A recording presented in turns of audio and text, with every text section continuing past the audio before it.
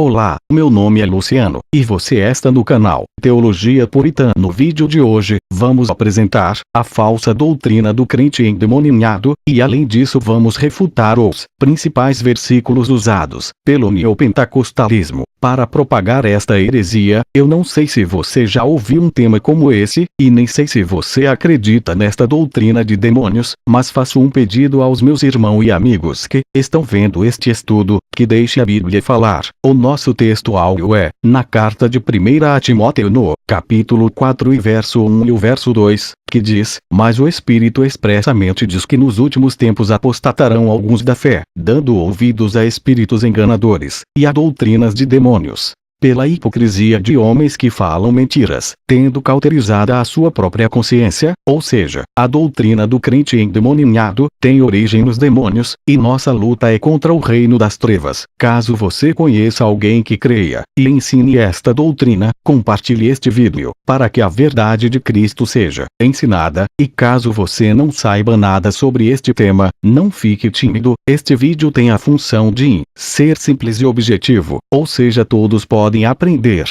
Gostaria de sua atenção. Vamos começar. Geralmente os estudiosos falam que é, no começo dos anos 1960, que aparecem os movimentos antibíblicos conhecidos como neopentecostais, e um exemplo deste movimento é a Igreja Universal do Reino de Deus. Sem dúvida é uma seita. Pois bem, já outros dizem que é a partir de James Ostrom Fraser, em 1886. Estas falsas doutrinas, além de ter origem nos demônios, têm elementos de experiências pessoais, e do ocultismo, e do esoterismo. Quem ensina a doutrina do crente endemoniado, nega a palavra de Deus. Isso significa que esta religião cita a Bíblia sem contexto. Os métodos de interpretação são reformulados e ligados aos falsos argumentos, no livros Batalha Espiritual, uma realidade que não pode ser subestimada, do autor Ezequias Soares e Daniele Soares, na página 23. E na página 24 justificar a ideia de que um crente, mesmo cheio do Espírito Santo, pode ser endemoniado. Tais pregadores costumam apresentar o seguinte argumento: a palavra traduzida possuído na versão bíblica feita pelo rei Tiago da Inglaterra, e a palavra grega daimonizomai. Muitas autoridades em língua grega dizem que esta tradução está errada. Ela deveria ser traduzida por endemoniado ou ter demônios. Esta palavra possessão teologicamente é inadequada e enganosa. A expressão correta deve ser endemoniado.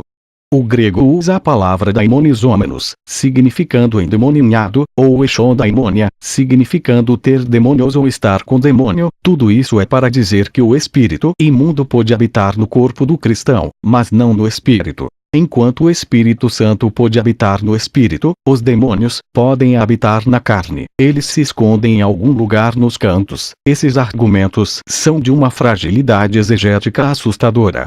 Poderia ser citada uma lista considerável de dicionários e léxicos que não sustentam tais ideias, como os léxicos Liddell Scott Walter Baueris, o léxico grego do Novo Testamento, de Edvard Robertson, edição da CPAT, e o Novo Dicionário Internacional de Teologia do Novo Testamento, de Verlin de Verbruge, da Vida Nova, entre muitos outros. Quanto à exegese, Mateus e Marcos empregam daimonizomai para os endemoniados gadarenos, e Lucas utiliza echondaimonia, a descrição do gadareno em Mateus. Marcos e Lucas mostra que ele estava completamente dominado pelos demônios, e isso evidencia que não há diferença entre endemoniado e possuído pelo demônio, mas seguidores de falsas religiões não dão ouvidos, e acabam sendo enganados. Veja o que diz o livro Orixás, Caboclos e Guias, Deuses ou Demônios, página 101 até a página 104, no capítulo Crentes Endemoniados.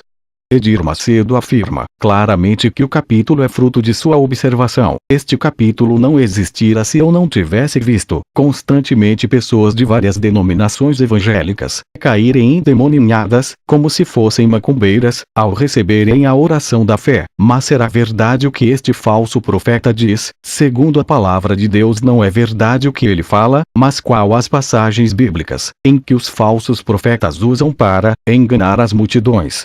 Você já deve estar se perguntando: Neste nosso estudo vamos ver 3 passagens em que os neopentecostais usam para distorcer e mentir para o mundo. A primeira passagem é 1 Samuel capítulo 16 e verso 14, e no capítulo 19 verso 9. A segunda passagem é o caso de Judas Iscariotes no Evangelho de Lucas no capítulo 22 e verso 3, e a terceira passagem é o caso de Ananias e Safira, em Atos dos Apóstolos no capítulo 5 verso 1 até o verso 10. Estas são as principais passagens em que os seguidores do neopentecostalismo usam para ensinar doutrinas de demônios. Infelizmente muitos acreditam, mas agora daremos uma rápida e sólida resposta. Na primeira passagem que fala de Saul, é bom notar que Saul já estava desviado e tinha apostatado da fé, e o espírito mau que assombrava Saul era um servo de Deus, e não um demônio. Possivelmente era um anjo que estava trazendo o julgamento sobre Saul. Vamos ler 1 Samuel no capítulo 28 e verso então, disse Saul: muito angustiado estou, porque os filisteus guerreiam contra mim, e Deus se tem desviado de mim e não me responde mais, nem pelo ministério dos profetas, nem por sonhos. Na segunda passagem usada para dizer que Judas era um crente endemoniado, cai por terra porque as escrituras falam que Judas era um ladrão e que estava longe das verdades de Jesus. É só ler o Evangelho de João no capítulo 6 e verso 70 e o verso 71. A última passagem para apoiar que um crente pode ser endemoniado é Atos dos Apóstolos no capítulo 5 verso 1 até o verso 10, mas isso não é verdade. A história do capítulo 5 é que Ananias e Safira mentiram para o Espírito da Verdade, e ao ler a carta de 1 João no capítulo 5 verso 18, diz que o maligno não lhe toca. Por fim, Satanás e os demônios têm poder, força e grande conhecimento, e eles querem destruir o crente, mas estes seres imundos enganam os religiosos colocando na mente deles falsas doutrinas. Devemos tomar cuidado com o inimigo e se preparar para o combate, e para isso precisamos estudar a Bíblia. Se você gostou deste vídeo, se inscreva, ative o sino de notificações e deixe sua opinião. E lembre-se, 1 Timóteo no capítulo 4 e verso 1 e o verso 2, que diz: mas o Espírito expressamente diz que nos últimos tempos apostatarão alguns da fé, dando ouvidos a espíritos enganadores, e a doutrinas de demônios,